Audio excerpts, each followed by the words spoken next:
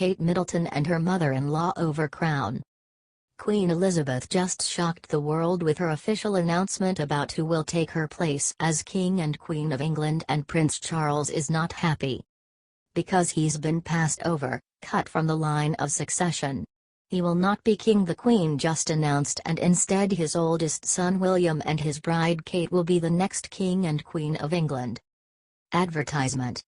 While this is a bit of a shocker, passing over her own son as Queen Elizabeth officially announces she will pass down her crown to her grandson Prince William and his wife Kate Middleton has got to sting a little bit.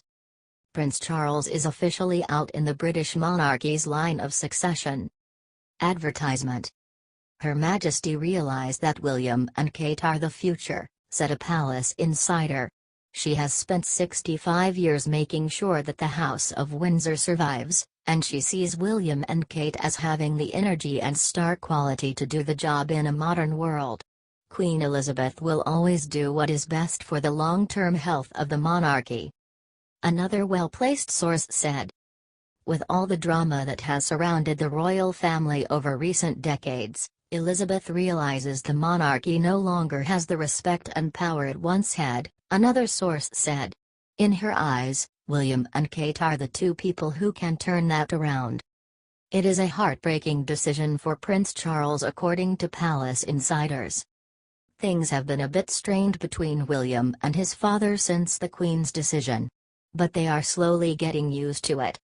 Charles' wife of 12 years, Camilla Parker Bowles, however, is no so happy and may be starting a feud so Charles can keep the throne. Camilla is livid that William could potentially take the throne, and she's pointing the finger of blame firmly on poor Kate, Yahoo News is reporting. Another palace insider, My Jobson, told The Sun, I understand the Queen has given the matter considerable thought and believes that, if she is still alive at 95, she will seriously consider passing the reign to Charles. But it is all a moot point for now, as one source said. It's well known that the Queen will never abdicate the throne, and at 91, she is in great health. She intends to live to at least 100.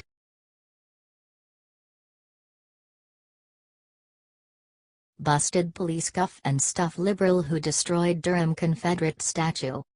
The American history needs to be respected from every living American citizen. I said before and I am going to say again.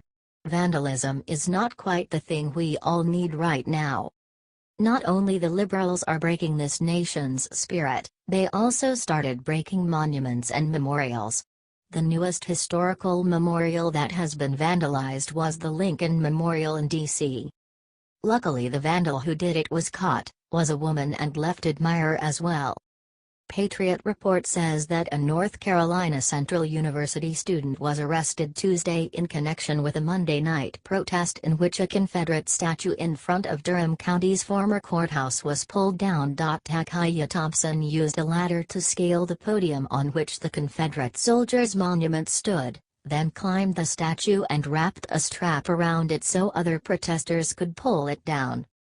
Durham County Sheriff Mike Andrews said Tuesday that his deputies were working to identify others involved in the incident and plan to pursue felony charges against them. The sheriff stated during a press conference, "Let me be clear, no one is getting away with what happened. We will find the people responsible. We can all agree yesterday went too far.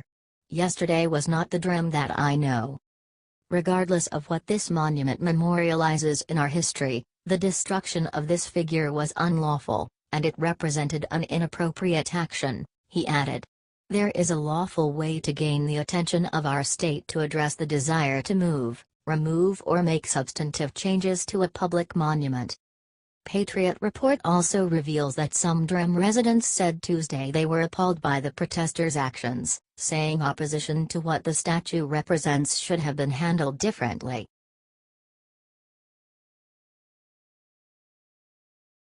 Hollywood pays huge price at box office for anti-Trump rhetoric. Hollywood is full of liberal celebrities and now they are paying the price for being against President Donald Trump. It's been reported that the summer movie sales are way down by as much as 12% over the same period from last year. Are the Trump supporters boycotting Hollywood? Breitbart reports, the North American box office took in an estimated $3.43 billion from May to date, according to data from ComScore and Box Office Mojo, down 12% from the $3.9 billion made this time last year. The audiences change their likes and dislike frequently. According to Jeffrey Goldstein, who is a chief at Warner Brothers, the movies that the audience liked were rewarded. Breitbart reports, the industry was hit hard this summer by several high-profile bombs, including King Arthur, Legend of the Sword, Alien, Covenant, Valerian and the City of a Thousand Planets, Pirates of the Caribbean, Dead Men Tell No Tales, Transformers, The Last Knight, and The Mummy. Some of the previously mentioned movies neutralized the losses in the domestic market with high-priced international sales. But other movies such as Sony's Spider-Man, Homecoming, Marvel's Guardians of the Galaxy 2 and DC's Wonder Woman were very successful. However, the audiences will reward the film studios that come up with original and entertaining movies. The box office sales are slumped as a result of the increased price of the average movie ticket. Do you think that the Trump supporters are responsible for this?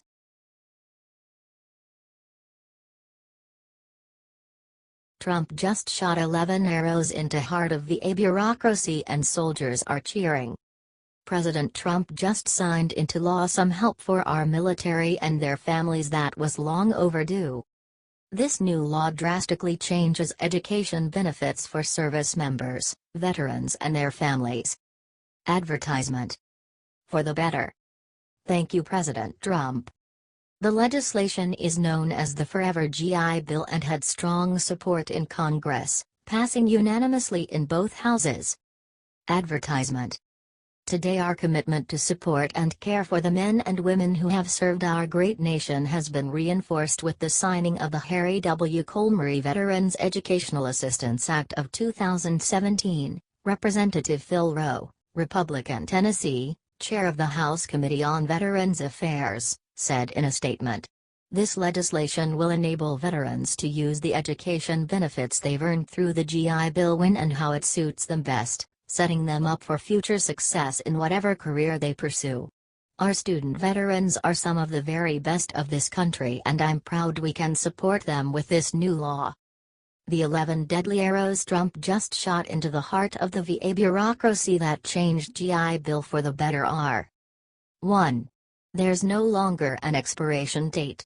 Veterans in the past had to use their post-9/11 GI Bill within 15 years of their last 90-day period of active duty service. That is gone. 2. Purple Heart recipients will get more benefits. Alex Morosky, National Legislative Director for Military Order of the Purple Heart, said, "We think that anybody who has shed blood for this country has met the service requirement by virtue of that fact. Everybody sacrifices, everybody puts themselves in harm's way, but Purple Heart recipients are certainly among the service members who have sacrificed the most." 3. More people are eligible for Yellow Ribbon. 4. Extra money and time for high-demand STEM degrees. 5. Vets hurt by school shutdowns will get benefits back. We've been getting calls for several years now, beginning with the collapse of Corinthian colleges, from student veterans whose lives were put on hold, said Will Hubbard. Every day we wasted until it passed was another day that they had to wait. 6. The VA will measure eligibility for benefits differently. According to Military Times, these include: starting August 2018, this bill changes the way the VA uses time in service to calculate eligibility. Previously, service members with at least 90 days but less than 6 months of active duty service would be eligible for up to 40% of the full GI Bill benefits. Under new regulations, the same 90 days to 6-month window is equal to 50% of benefits.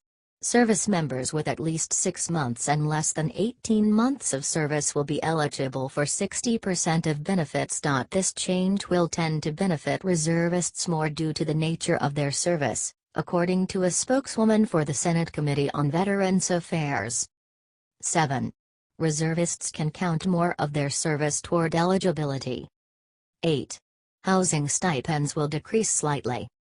9. Benefits can get transferred after death. 10. Surviving family members will get more money, but less time. 11. School certifying officials must be trained.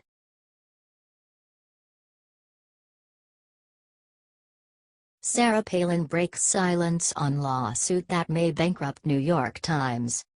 Ever since Donald Trump won the presidential elections, the Republican Party is under attack. Although Republicans are only trying to protect the country, they've been called racist and gun nutty. Not one Republican tried to defend the party, except President Trump and former Alaska Governor Sarah Palin. The New York Times recently defamed Palin by connecting her with the 2011 Tucson shooting when former Representative Gabby Giffords was injured. It was expected for Palin to fight back, so she decided to file a lawsuit against the newspaper. Although we believe that the court will throw her lawsuit, the opposite happened. The editor of the New York Times editorial board was called to testify in this lawsuit. Alan B. West reports, bad news for the New York Times, but former Alaska Governor Sarah Palin just got some excellent news concerning her defamation lawsuit against the rag paper. The authors of the piece are being ordered to testify in court. Palin is winning the war.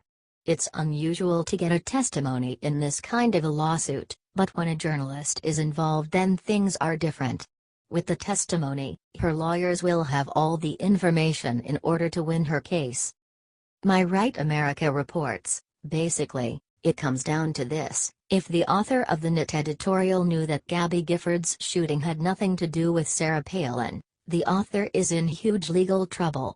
You just can't write things that aren't true about people that have done nothing wrong.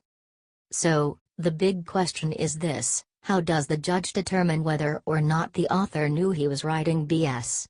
Simple, just ask him if he reads his own paper.